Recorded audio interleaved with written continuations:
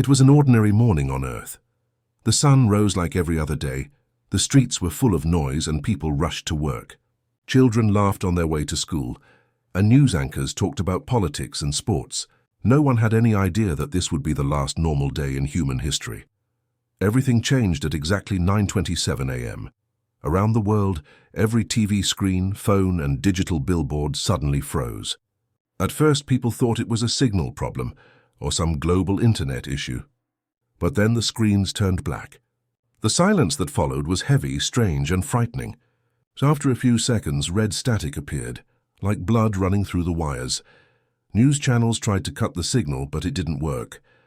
Even those who turned off their devices saw the same static return again by itself. And then a voice spoke. It wasn't human. It was deep, cold, and echoed in a strange rhythm, as if it came from the void of space. The voice said only one line: "This is not your world anymore." At that moment, the skies around the world began to change. The clear blue faded into a glowing red. People walked out of their homes and offices, staring up in confusion. Airplanes flying through the clouds began to shake violently, losing control. Birds screamed and scattered. The ground itself seemed to hum with energy. Then came the light. From high above the clouds, thousands of burning shapes appeared, falling like comets. They weren't meteors, they were ships, black, sharp-edged, and alive with pulsing red lines. The first one entered the atmosphere above New York. It moved silently, then stopped in mid-air just above the city skyline. For a brief second, everyone stared in awe. People filmed with their phones, reporters went live, and millions watched from every corner of the world. And then, the first beam came. A white hot ray of light shot down from the alien craft, cutting through the air like lightning. It hit the city center, and within seconds the entire block was gone, turned into dust. Buildings fell as if made of paper. The live broadcast caught everything. Anchors screamed. People cried on camera. In one moment, millions saw New York disappear. The same thing started happening in other cities: London, Beijing, Moscow, Karachi. Every country saw its capital burning live on screens.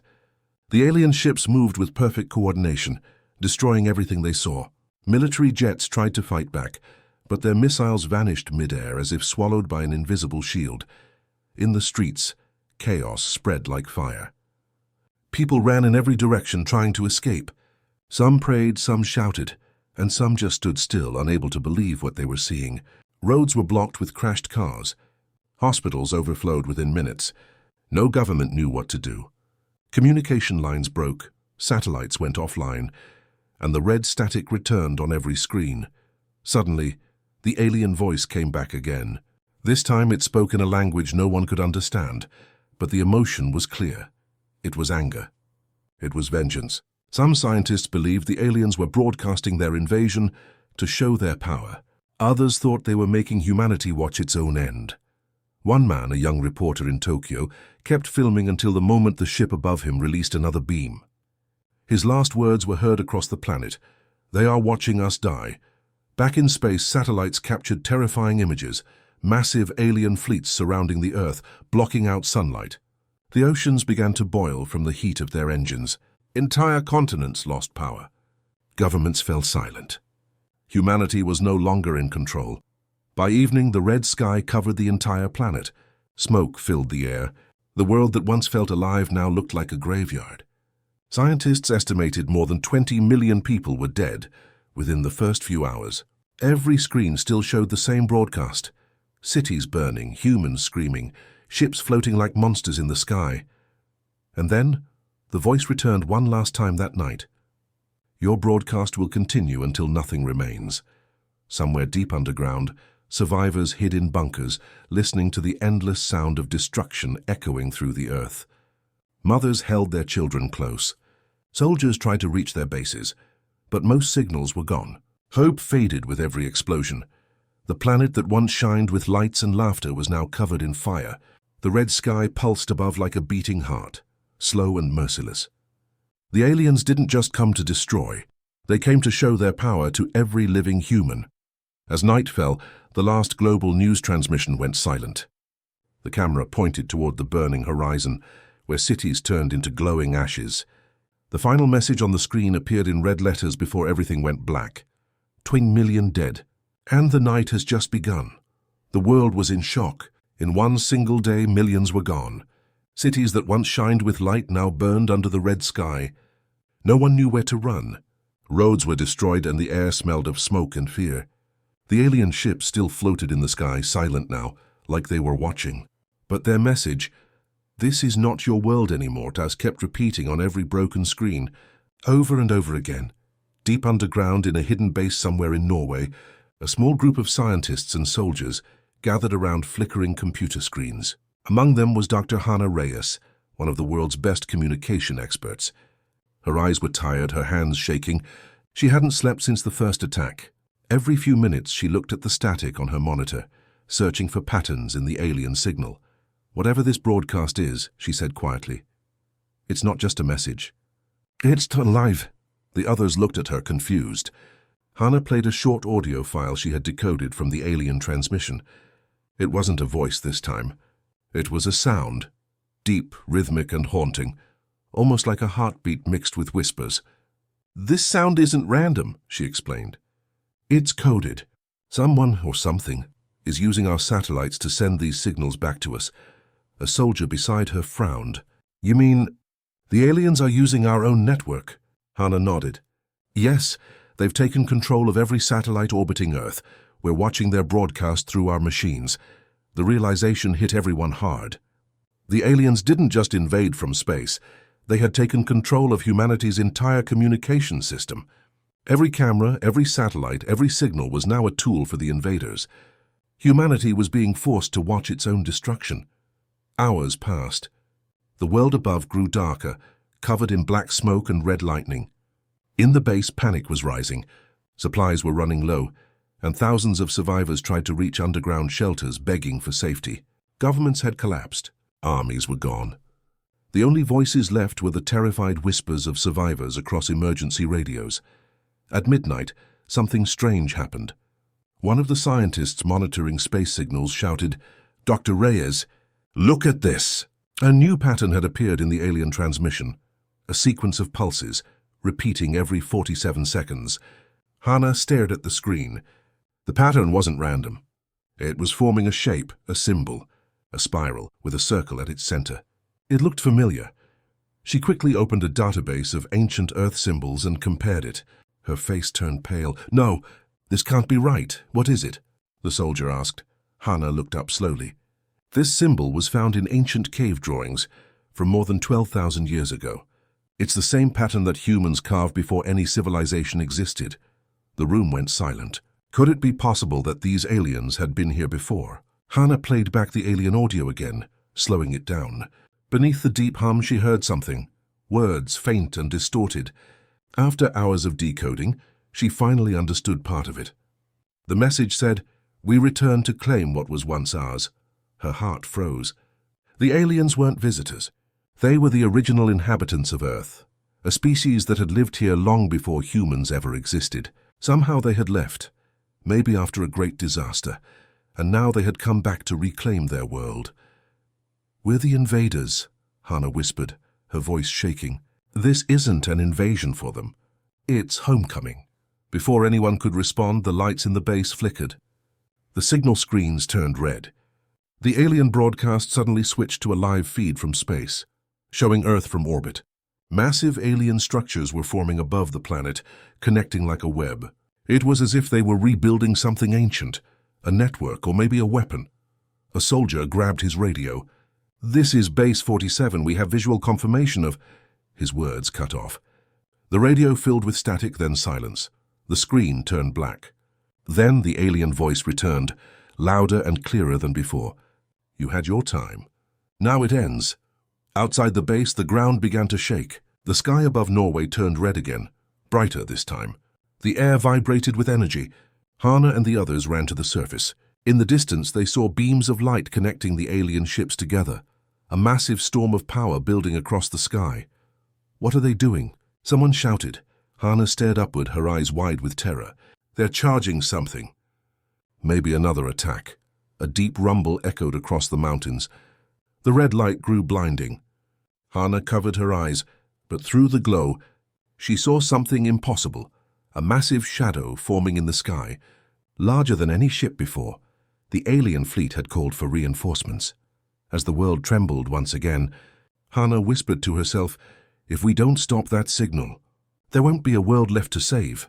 And with that, the screen faded to black, the alien heartbeat still echoing through every device on Earth. Days passed since the second wave began. The sky was still red, and the world had fallen into silence. No government remained, no city stood untouched. The alien ships hovered above the planet like floating tombs, their engines humming softly, as if mocking the broken Earth below. But even in this silence, a spark of life still burned. Far beneath the ruins of London, a group of survivors gathered inside an old subway tunnel. Among them were soldiers, engineers, hackers, and frightened civilians. Their leader was Captain Mark James, a former communications officer who had lost everything: his home, his family, his world. He sat beside a broken transmitter, trying to repair it using scraps of wire and batteries. Dr. Hannah Reyes was there too, still holding her laptop close like a lifeline. Her eyes were hollow but determined. She believed that if they could send a message strong enough, someone somewhere might hear it. "Most satellites are dead," she said quietly, connecting cables. "But I found one still active, an old weather satellite. If I can reroute its frequency, maybe we can broadcast again." Captain James looked at her. "Broadcast? To who?" "The world's gone, Hannah." "To the people still hiding," she replied. "To anyone left who can fight." They worked in silence. The tunnel shook every few minutes as alien drones flew above the city, scanning for survivors. The group stayed hidden, moving only when the sound faded. The air smelled of dust and metal. In the dark, the faint light of Hannah's screen glowed like a small sun of hope. Finally, after hours of work, the transmitter blinked to life. A weak static filled the room. Everyone froze. "It's working," Hannah whispered. "We're online." Captain James took a deep breath and spoke into the microphone. His voice cracked, but his words were firm. "This is Captain Mark James of Earth's Resistance. If you can hear this, you are not alone. We are still fighting. We are still human. Don't give up." He paused, then continued. "The aliens control the sky, but they bleed like us. We can fight them. Wherever you are, resist, hide, survive. Earth still belongs to us." The message was sent into space. For a moment, nothing happened. Then the static on their screens began to clear, and thousands of signals blinked online. Radios across the planet started echoing with human voices. Survivors in underground shelters, in jungles, deserts, and mountains, all heard the same message. Humanity wasn't gone. It was rising again. All over the world, small resistance groups began to form. Farmers turned their tools into weapons. Old soldiers trained the young. Engineers built crude bombs and EMP devices to disrupt alien drones.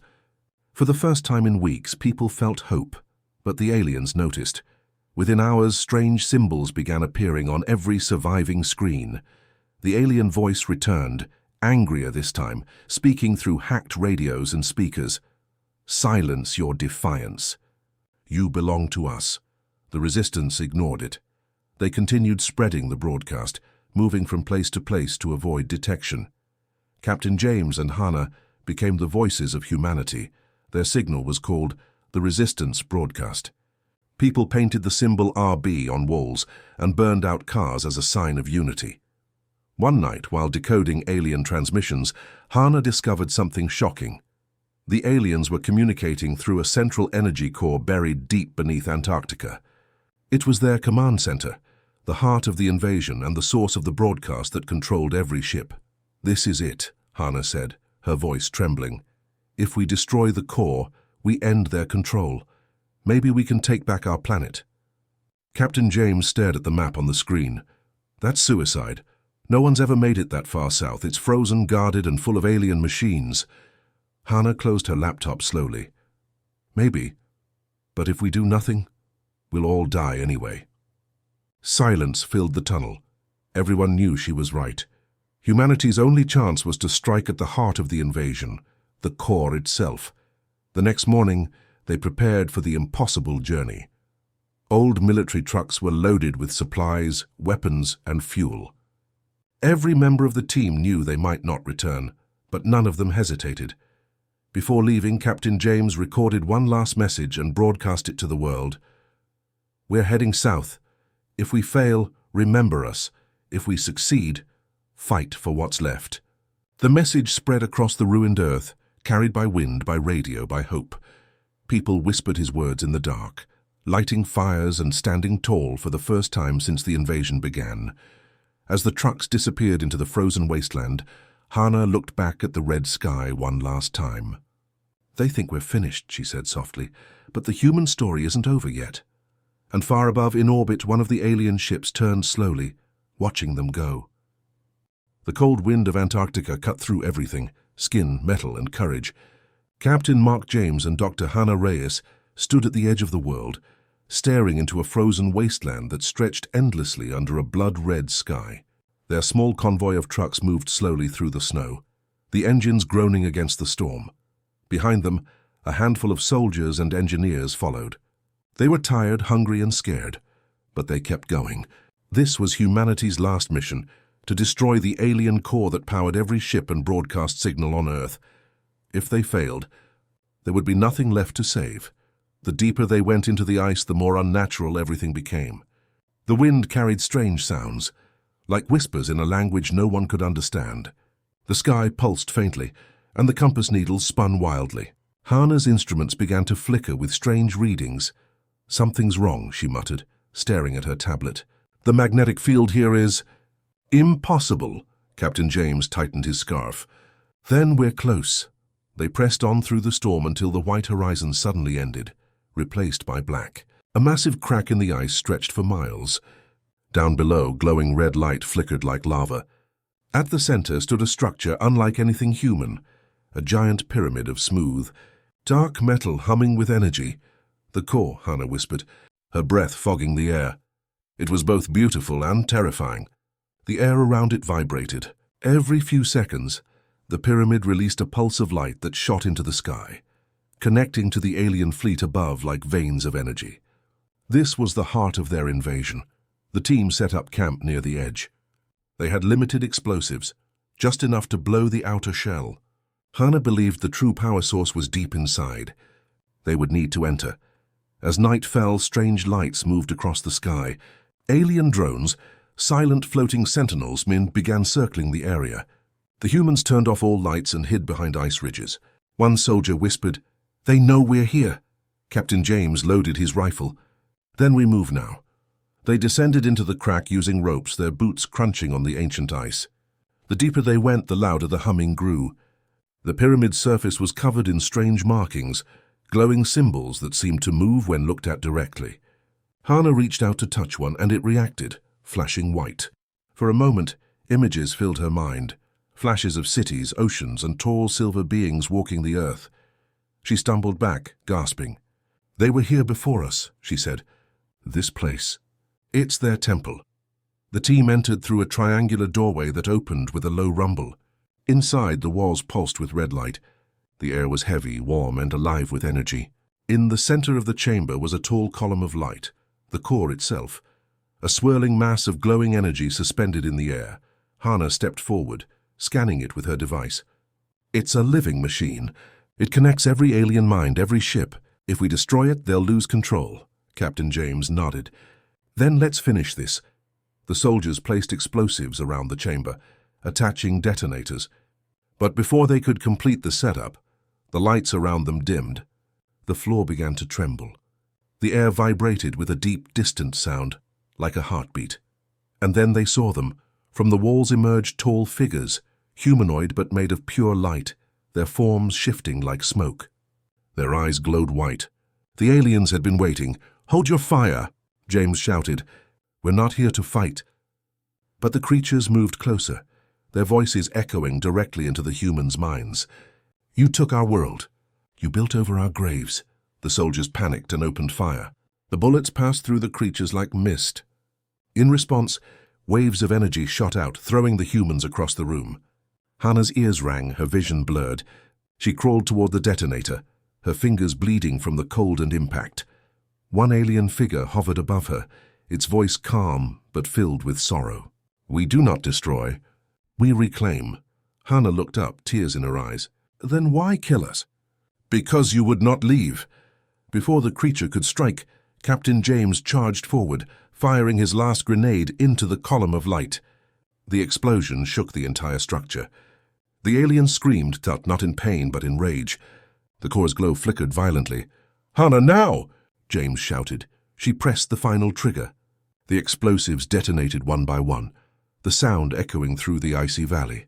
The core shattered in a blinding flash of white. The ground split apart. Ice cracked. The alien pyramid began to collapse. Hannah felt herself falling as heat and light surrounded her. She could hear James shouting, but the roar of destruction drowned everything. When the light faded, there was silence. The pyramid was gone. Only smoke and molten ice remained. Hannah lay on the ground, her suit torn, her body weak. She looked up at the sky, and for the first time in weeks, the red glow began to fade. The alien ships above flickered, their lights dying one by one. She smiled faintly. We did it. But then, far above, something moved. A new light, darker and larger than before, appeared in orbit. The aliens had not been defeated. The core had been only a part of something far greater. As the shadow grew across the sky, Hannah whispered in fear, "It's not over." Not yet, and once again the world trembled. The explosion that destroyed the core shook the earth for miles. For a brief moment, silence ruled the planet. The red light that had painted the sky for weeks began to fade into a dull gray, and the alien ships above flickered, their movements slowing. Humanity thought, maybe, just maybe, it was over. But the peace lasted only minutes. From the ashes of Antarctica, a dark storm began to form. Black clouds swirled above the frozen land, and a deep vibration echoed through the air. What the humans had destroyed was not the core itself, only one part of it. The real mind of the aliens, their true consciousness, was awakening. Dr. Hannah Reyes crawled out of the snow, coughing. Her vision was blurry, her ears ringing. The world around her looked broken, torn between ice and fire. Captain Mark James lay nearby, bleeding but alive. He tried to stand, using his rifle for support. "Is it done?" he asked weakly. Hannah looked up. Above them, the sky split open like glass, revealing something massive. A huge alien construct floating in orbit, shaped like a black crown. Lightning danced around it. She shook her head slowly. "No, we only made it angry." Their radio crackled. A weak signal came through, voices from the resistance. "We saw the blast. Are you still there? The ships are shutting down. What did you do?" Hannah grabbed the mic. "We destroyed the core's link, but there's something else. Something bigger controlling them all. It's above us and it's alive," Static answered her. Then silence. The ground trembled again. From beneath the ice, alien machines began to rise, tall, spider-like drones powered by the last energy of the core. The team opened fire, but their weapons were nearly empty. Explosions echoed as snow and fire mixed in a violent storm. Captain James shouted, "Fall back! To the ridge!" They ran, slipping over the ice, dodging beams of red light that melted everything they touched. Hannah stumbled but kept her laptop close. Inside it were the last data readings from the core. She was sure it contained something important, something that could still stop the aliens. When they reached higher ground, she opened it again. The screen showed alien symbols flashing fast, forming strange patterns. Then suddenly they rearranged into human language. A message appeared on the screen. "We remember you." Hannah froze. "They're speaking directly to me." Before James could respond, the sky exploded in light. A massive energy beam shot down from the alien crown above the Earth, hitting the ruins of the core. The blast sent shockwaves across Antarctica, melting glaciers in seconds. The entire continent shook as the alien voice returned, deeper, colder, and more powerful than before. "Your resistance has been seen. It will be erased." Every surviving broadcast tower on Earth flickered to life at once. Every screen, every device, even broken radios began to glow red. The aliens were making their final broadcast. Around the world, survivors lifted their heads to the glowing sky. On every screen appeared the same live feed, the alien crown in orbit, pulsing like a dark sun. The voice continued. "This world was ours before your kind. You built over our bones. Now you will return to the dust you came from." Captain James clenched his fists. "They're going to finish it. Wipe everything out." Hannah stared at her laptop, her hands trembling. "Wait, this isn't just a message. It's a signal, controlling the final weapon. If I can override it, I might shut it down. James looked at her. How? She glanced up at the sky, her eyes filled with determination. By connecting to it. The core tried to speak to me before. Maybe I can speak back? Without waiting for permission, Hannah began typing fast, linking her laptop's frequency to the alien signal. The screen glowed bright, flooding her face in white light. Her heartbeat matched the hum of the alien broadcast. Then she stopped breathing, her mind connected. She was no longer in the snow. She stood inside a vast world of light and sound, an alien network stretching across galaxies. Voices surrounded her, countless and ancient. You destroyed what we built, they said. This planet remembers us. Hannah's voice echoed through the void. You left it. You abandoned it. Now it's ours. A pause. Then the voice replied, sad and cold. You were never meant to exist. Outside, Captain James watched as Hannah's body began to glow faintly. Her laptop sparked, and the alien crown in the sky flickered. Hannah, disconnect! He yelled, but she didn't move. In her mind, she reached the center of the alien network, a sphere of blinding light pulsing like a living brain. Her thoughts merged with it. She saw memories of their world, the aliens living peacefully on a green earth long before humans, before time. Then she saw the catastrophe that drove them away, a cosmic war, a dying sun, and a promise to return. Tears rolled down her face. You came back for home, she whispered. But there's no home left. The aliens' voices screamed in rage, trying to push her out. Hannah made a choice. She overrode the command and sent one final human message into the alien network. This world belongs to no one. It belongs to life itself. She triggered the shutdown. A massive white explosion erupted from the sky, lighting up half the planet. The alien crown shattered into fragments. Every alien ship froze mid-air, their red lights going dark. The broadcast ended with a single flash. Captain James shielded his eyes as a blizzard of light swept over him. When he looked again, Hannah was lying still. Her laptop melted beside her. He knelt beside her, whispering, You did it. You saved us.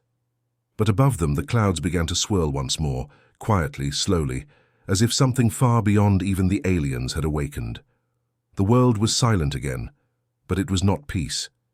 It was the silence that comes before something new begins. The world was quiet, too quiet. After the explosion in the sky, the red glow finally faded. The alien ships that had haunted Earth for weeks now hung lifeless above the planet like broken stars. One by one they began to fall, crashing into oceans, deserts, and cities already turned to ashes. The endless humming that had filled the air since the invasion began was gone. For the first time in months, there was silence. Captain Mark James stood on the frozen ridge, staring at the grey horizon. The snow was falling again, slow and soft, covering the black scars left by the battle. His breath came out in small clouds as he looked down at Dr. Hannah Reyes.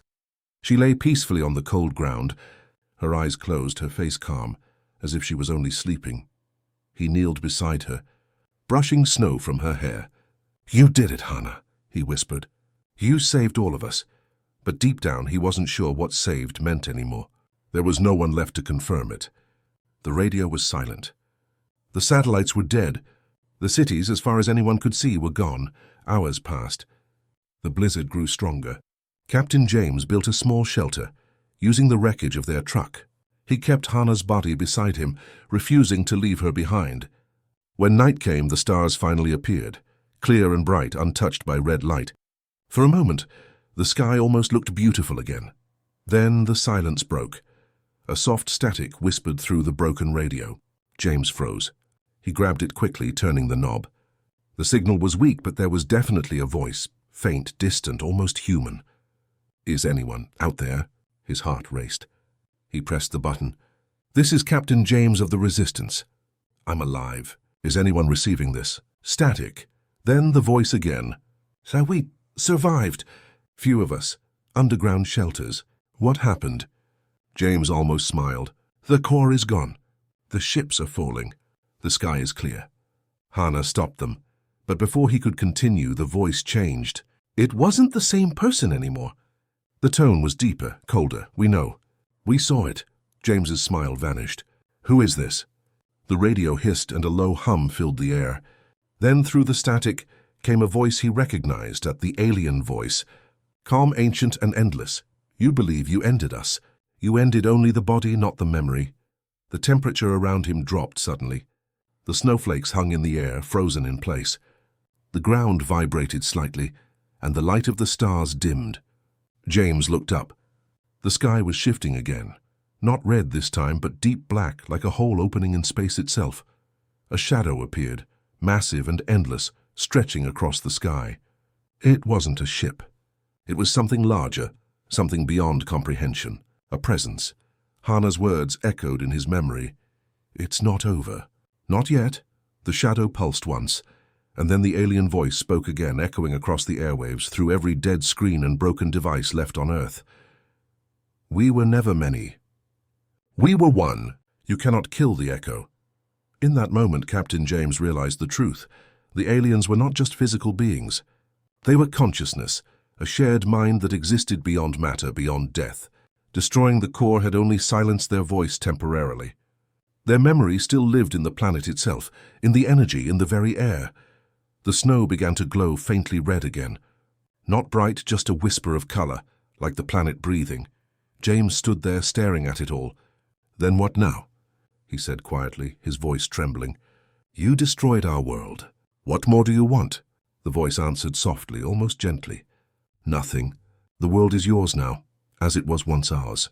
But every world remembers its pain. Then silence again. The glow faded. The shadow in the sky dissolved into the stars. Captain James sat down beside Hana and looked at the horizon. The world was still. There was no sound of machines, no people, no birds, nothing. Just the wind. He closed his eyes and whispered, We fought for Earth, but maybe... Earth was never ours to keep. Days turned into weeks. The cold winds carried dust and ashes across the empty continents. The oceans boiled down, and the cities vanished beneath ice and sand. The last human transmissions faded into static, and then there was nothing. No light. No sound, no life. Only a quiet planet spinning through the blackness of space. Somewhere far away, a faint signal still moved through the stars, a mix of human and alien code, repeating endlessly. No one was left to hear it, but it continued anyway, whispering the same final words in a voice made of both man and machine. This was Earth, once full of life. Now only memory remains, and with that the story of humanity ended, not with noise, not with war, but with silence.